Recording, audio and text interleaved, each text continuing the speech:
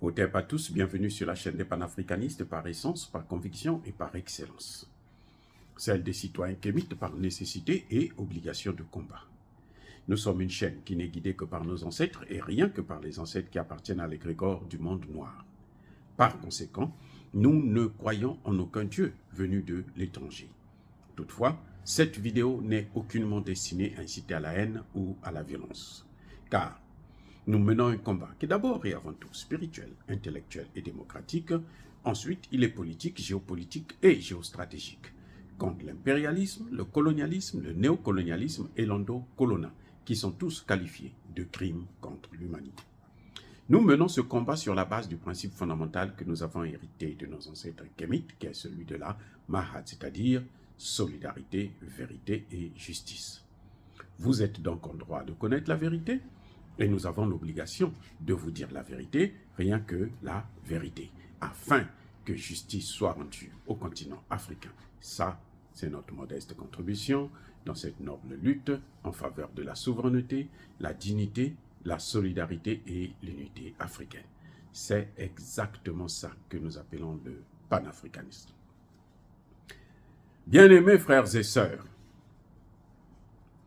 vous savez, la sortie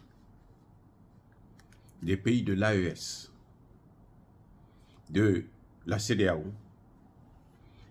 est une claque, c'est une gifle, mais alors une gifle bien calculée à la face d'Anthony Blinken.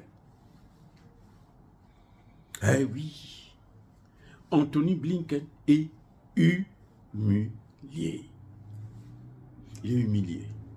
Mais alors, cette humiliation, je pense que c'est la plus grande de sa vie. Pourquoi je dis ça? Anthony Blinken est venu en Afrique. C'est Anthony Blinken, entre autres, qui a boycotté les négociations qui devraient avoir lieu à Niamey le 25 janvier dernier. Anthony Blinken est passé en Côte d'Ivoire pour aller demander à mettre une base militaire des drones en Côte d'Ivoire.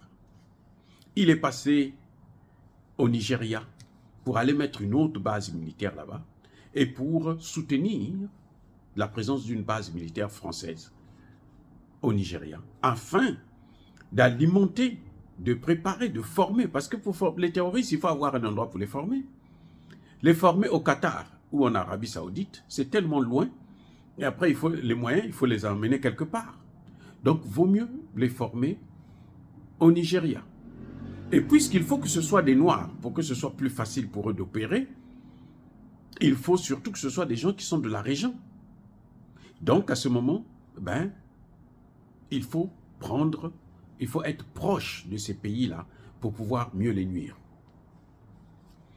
Anthony Blinken a reçu une claque, surtout parce que lui, avant de quitter l'Afrique, il dit, concernant bien sûr l'AES, il dit c'est bien que les pays puissent se réunir, mais moi, Anthony Blinken, moi le fils de Dieu, moi le fils de Satan, à la place de Dieu, je pense qu'il est plutôt le fils de Satan, moi, Anthony Blinken, je ne vois pas un nouvel ordre. Il n'y a pas d'AES qui peut se créer, c'est pas possible, parce que moi, Anthony Blinken, je pense que ça ne peut pas se faire. Anthony Blinken a dit, il a déclaré qu'il ne devrait pas avoir, il ne voit pas une autre structure en Afrique, en dehors bien sûr de la CEDEAO qu'il contrôle. Donc, comme nous avons la CEDEAO, tous les pays de l'Afrique de l'Ouest là doivent rester dans la CEDEAO. Anthony Blinken avait oublié que la Mauritanie était déjà sortie de la CEDEAO. Monsieur Anthony Blinken, il y a au moins une vingtaine d'années, la Mauritanie était sortie de la CEDEAO. Si vous ne le savez pas, apprenez-le à vos dépens. C'est dommage que ce soit trop tard que vous puissiez le savoir, ça ne servira plus à rien. Sinon, vous n'aurez pas fait des déclarations qui vont être contredites le lendemain même. Voyez, donc Anthony Blinken, quand il a vu que le Nigeria et le Bénin et les autres, ils ont boycotté les négociations de Niamey parce qu'ils savaient qu'il n'y avait plus d'autres moyens pour continuer à persister, à garder les sanctions. Puisque le Niger avait déjà fait montrer sa bonne foi. Ils ont libéré le fils de Bazoum, ils ont libéré la femme de Bazoum. Vous voyez? Donc, c'était maintenant au tour de la CEDEAO de montrer sa bonne foi. Et pour éviter de montrer la bonne foi, ils ont prétesté, d'abord qu'ils n'avaient pas l'autorisation. Le Premier ministre a montré l'autorisation à tout le monde, coincé. Après, ils ont dit que non, mais l'autorisation, oui, c'est vrai qu'il y a l'autorisation, mais l'avion est en panne. Tout ça parce qu'ils ne voulaient pas affronter la réalité. Parce que Anthony Blinken avait dit qu'il ne devrait pas avoir autre chose en dehors de la CEDEAO. Vous savez, lorsque Dieu veut vous détruire, tout ce que vous faites, Dieu fait en sorte que vous puissiez commettre une gaffe. Vous vous faites humilier, vous vous faites insulter, vous vous faites avoir, vous vous faites... c'est-à-dire que vous devenez comme... Tout ce que vous faites, c'est... ça entraîne la catastrophe. Donc, quand Anthony Blinken repart chez lui pour aller dire à son patron, Joe Biden, qu'il a réussi la mission, il n'y aura pas de EAC, parce que ces pays ne peuvent pas sortir, ils vont rester dans la CEDEAO, il apprend à ses dépens, il apprend que non, mais vous savez, ils ont crié, ils sont sortis. Donc maintenant, vous n'avez plus à leur parler. Ils sont sortis. Monsieur Anthony Blinken, ils sont sortis. Cette action de ces trois pays-là, c'est une réponse adéquate, bien calculée, et qui fait mal aux États-Unis, à l'OTAN, à la France-Afrique. Cette réponse-là. Pour eux, ce n'était pas possible. Ils n'avaient jamais envisagé ça. Ils se disaient, on va continuer à maintenir ces pays dans des sanctions, sous sanctions.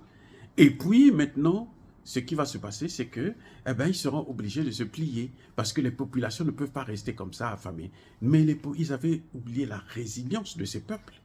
Les populations sont contentes. Ils sont baisés. Les populations sont contentes. Ces gens-là, nos frères du Mali, Burkina et Niger, sont formidables. Il faut le reconnaître. Ils sont formidables. Ils sont merveilleux. Ils sont merveilleux. C'est-à-dire qu'ils nous facilitent la tâche, ils nous aident.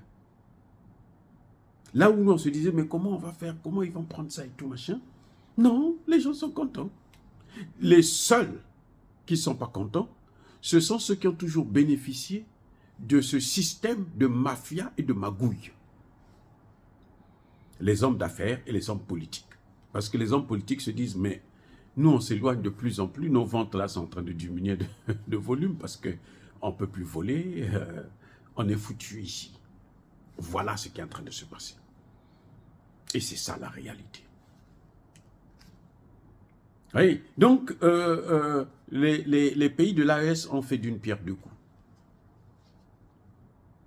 Ils ont donné une très bonne leçon à Anthony Blinken, qui avait dit qu'il ne pouvait plus rien avoir. Pour lui, ces pays-là ne peuvent que rester dans l'AES. Et ils sont sortis de l'AES. Le lendemain même, ils sont sortis de l'AES. Monsieur, mais c'est-à-dire que Anthony Blinken, quand il a appris ça, si j'étais lui, je n'allais pas dormir. Je ne suis pas sûr qu'il a pu dormir.